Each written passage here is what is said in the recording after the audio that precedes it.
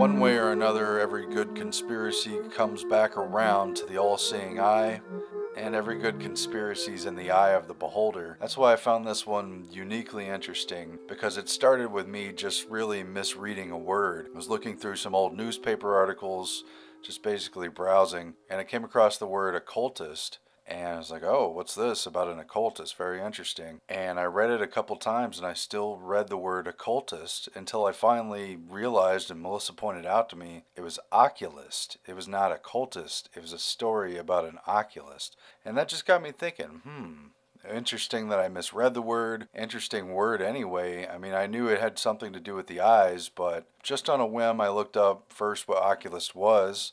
Basically what we now call an ophthalmologist, an eye doctor, who can also prescribe glasses. An oculist is basically the antiquated term for eye doctor. And it's very similar to the word Oculus, Oculus Rift, currently the big VR platform. And it's all about the way we see the world. Very interesting. So just on a whim, I decided to search for oculist conspiracy. And not only was there one, but it ended up being more interesting than I ever thought.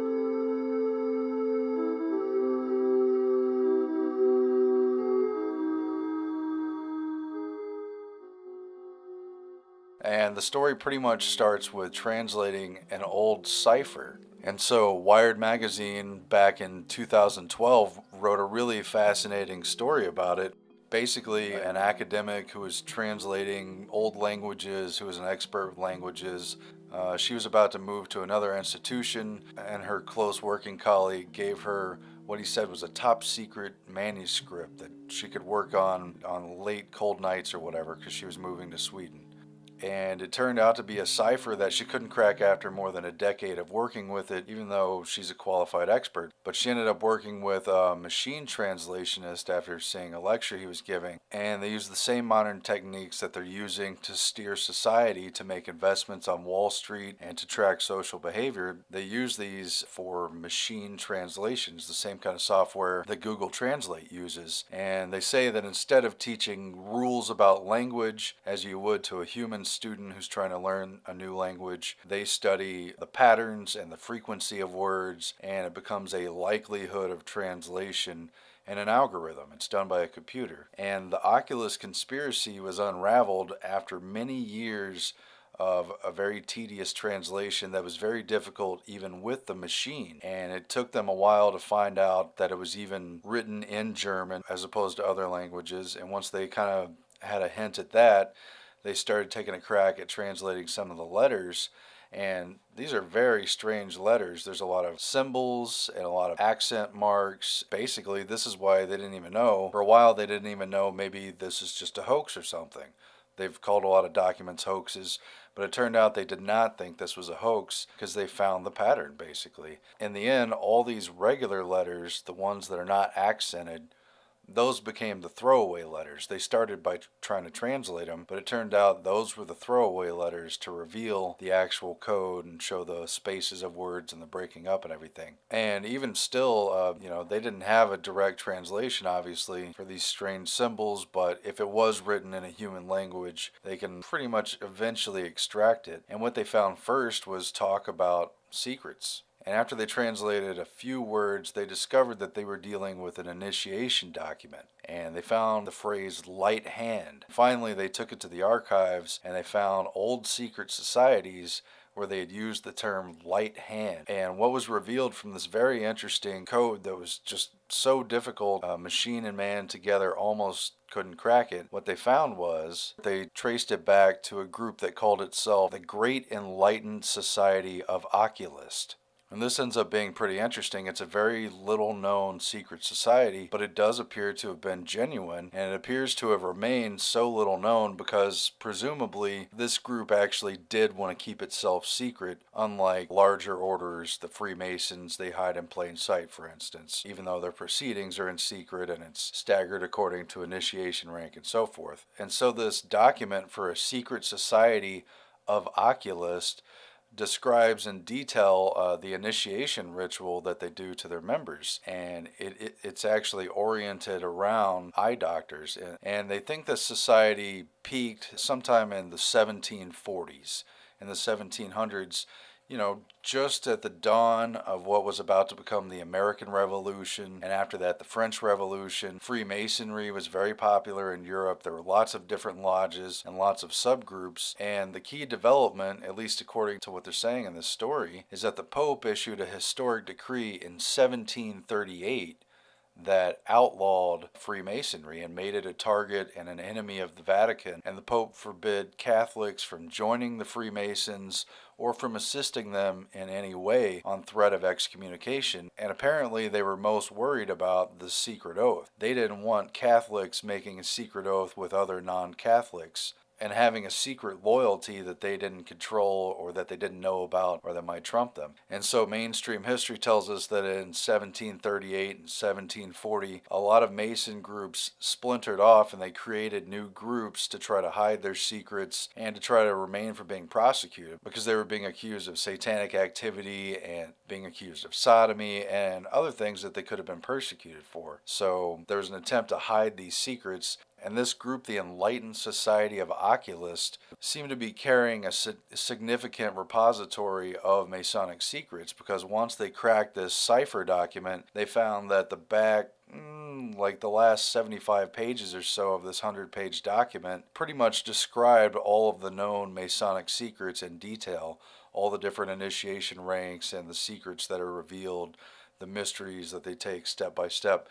All of this was known at a time when it had not yet been exposed to the world. This document seems to have been written at a time when that would have been authentic, exclusive knowledge. And these oculists posed as if they really were real doctors. Their initiation ritual describes them as being the true doctors who can allow people to see and that they're not like the other charlatans, which is interesting because there were oculist charlatans of the day. This guy in England, he would travel around Europe and he'd give big grandiose speeches and make a show of doing eye surgery when he ended up blinding and killing people, hundreds of people, even some of these classical music composers. And so they say they're the true eye doctors and they're not like that. And it's not clear if they really were practicing as oculist eye doctors or if that was just their cover for the secret society. But either way, it relates closely to the all-seeing eye. Their assumed profession as oculist really carried a metaphoric meaning that comes through in the ritual, that they are the gatekeepers of perception. They have control over whether one sees or not. In the metaphor of being reborn into their secret order, it is they who will reveal sight to the blind and allow someone to see again or see for the first time the true nature of reality. And so the cipher document describes the initiation ceremony, and after they take an oath of loyalty and a pledge to secrecy and other things that are familiar to lots of secret societies, they have a staged ritual where the candidate being initiated, he's put in a room with candles and medical instruments, a room with eyeglasses and microscope, and he's told to read this piece of paper. And piece of paper is actually blank, so he says he can't read it. He doesn't see anything. And that's, the first step of the ritual. Then they put a pair of eyeglasses on him and ask him again, is he not able to read the writing? And he answers no. And so they tell him, oh, take comfort, we'll help you as well as we can. The initiation ritual goes on, and they do a mock cataract surgery, which was the big oculist surgery of the time. It's a dangerous surgery, and you've got to have a light hand, that phrase they found. And in the metaphor of the secret society, it is they with their light hand who can restore sight. So they do a mock oculist surgery on their candidate. And instead of actually cutting into the eye, they pluck a single eyebrow hair. Maybe a little painful, maybe startling, but symbolic of their intervention in the candidate. And they bring him back to the table where there is the blank piece of paper. And this time, after he's had the mock surgery, he finds instead the teachings for the apprentices of the oculist.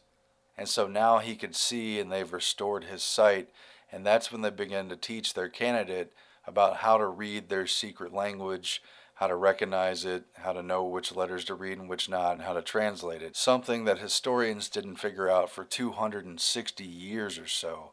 And it took the aid of artificial intelligence just to crack the code. So there's good reason to think these may have been real secrets and important secrets that seemingly the oculist wanted to initiate people who could be true carriers of the secret and reveal that secret knowledge, the secret wisdom, the divine knowledge, only to those who are very worthy of it, the highly enlightened Society of Oculists. And later in their writing, they poke fun at the Freemasons, they joke about having been their creators, and they pretty much allude to the idea that most Masons are not real keepers of the secret, and they're just people who joined up because they wanted to be part of a secret. On the other hand, the oculists, they profess to have very serious and very true intentions with keeping secrets, and that they're not people who just want to know, they're people who basically should know. And so it's very interesting because this document had not been known. We don't know all the members, we don't know necessarily how big their influence was, but they had connected it to the estate of Friedrich August von Veltheim, who a lot of people think was the leader of the oculists, or he at least seemed to be in it.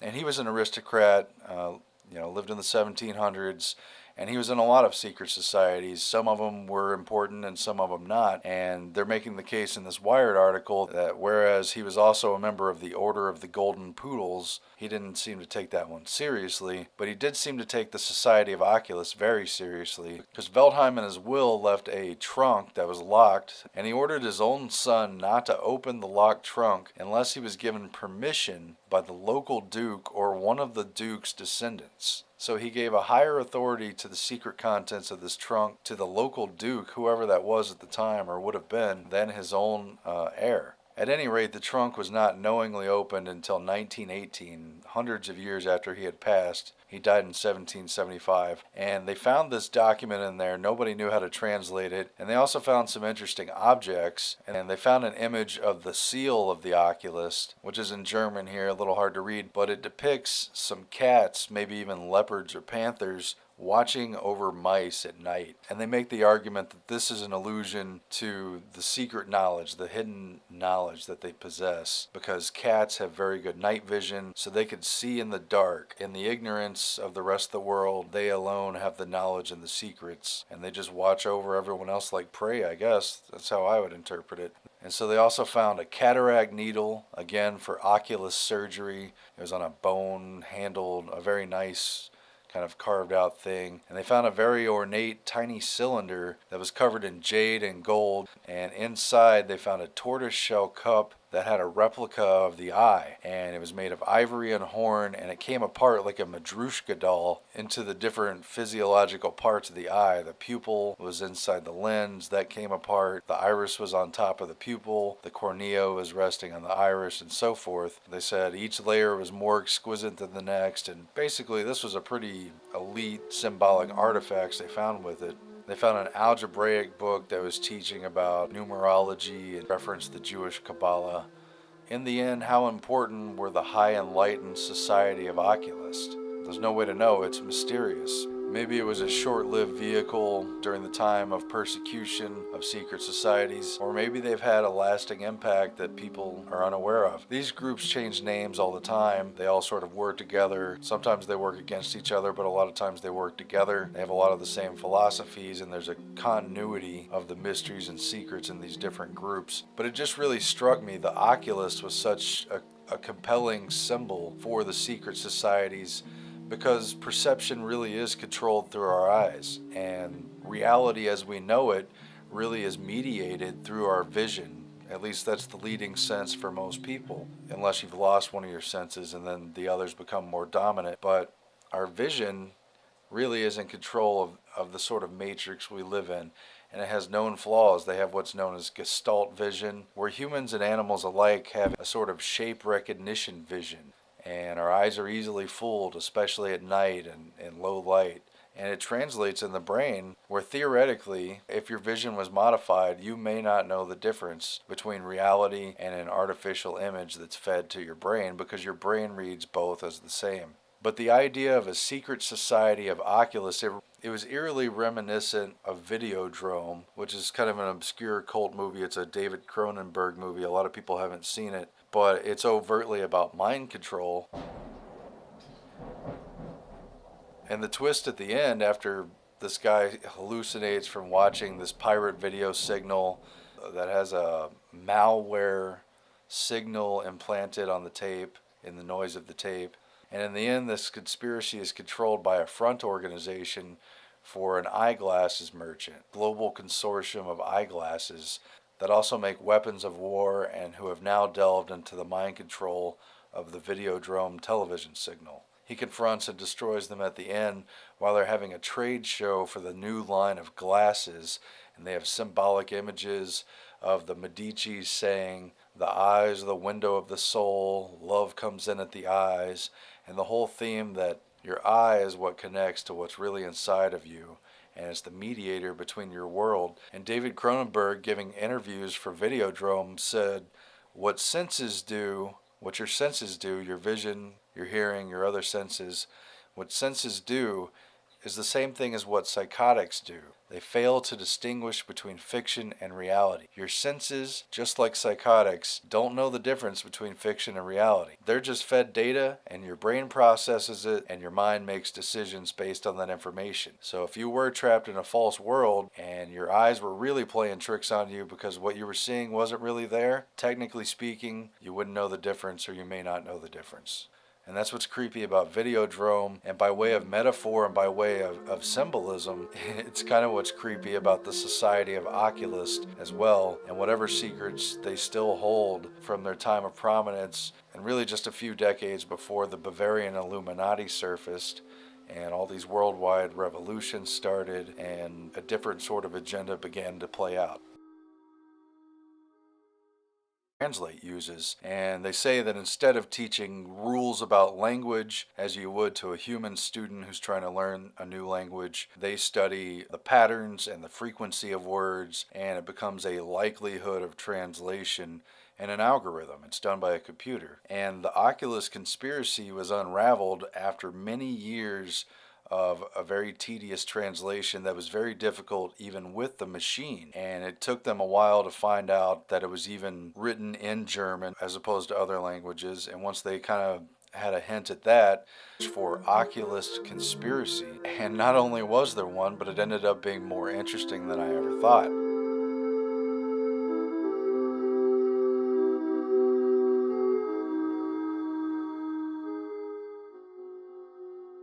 And the story pretty much starts with translating an old cipher. And so Wired magazine back in 2012 wrote a really fascinating story about it.